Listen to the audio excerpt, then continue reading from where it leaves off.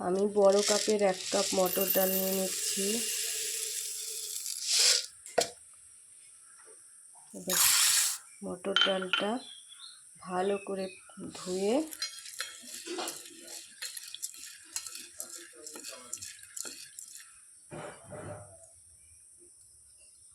এবার আমি 2 ঘন্টার জন্য ডালগুলো ভিজিয়ে রাখলাম।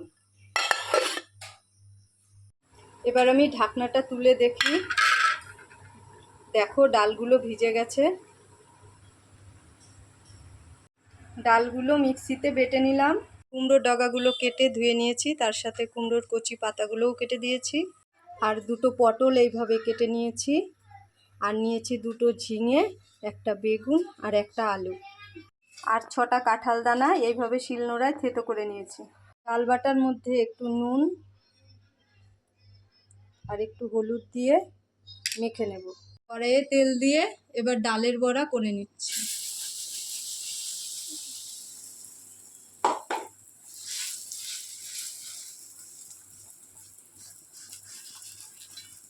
তোমরা দেখতে থাকো আর সঙ্গে থাকো।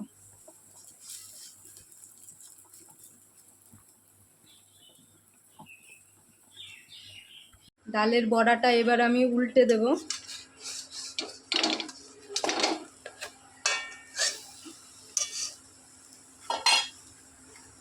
এবার একটু সাইড দিয়ে তেল দিয়ে দিচ্ছি।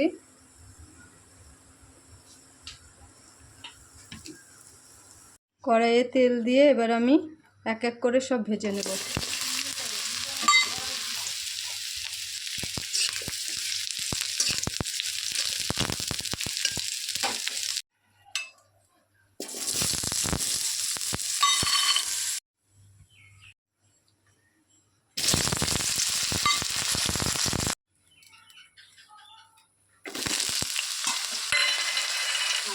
এবার তেলের মধ্যে দিয়ে দিচ্ছি 5 ফোড়ন, শুকনো লঙ্কা,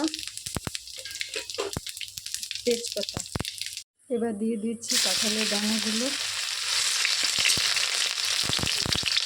আর কুমড়োর ডাগাগুলো।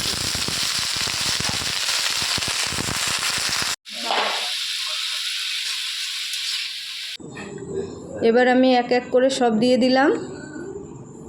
এবার দিয়ে দিচ্ছি নুন,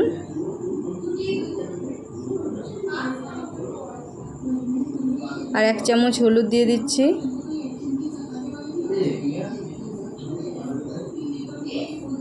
এবার একটু খুন্তি দিয়ে নেড়ে ভালো করে কষিয়ে নিতে হবে। তারপর ঢাকা দিয়ে দিলাম। এবার আমি বেটে নিচ্ছি পোস্ত আর সর্ষে। এবার বেটে নেব 8-10টা মতন রসুনের কোয়া। এবার দিয়ে দিচ্ছি লঙ্কা বাটা আর রসুন বাটা, আর দিলাম সর্ষে বাটা আর পোস্ত বাটা।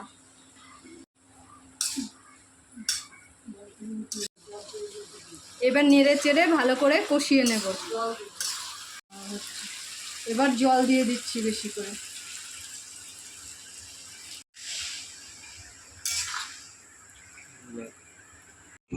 এবার দেখব ডাটাগুলো সেদ্ধ হয়েছে কিনা। বেশ ভালো মতনই সেদ্ধ হয়ে গেছে।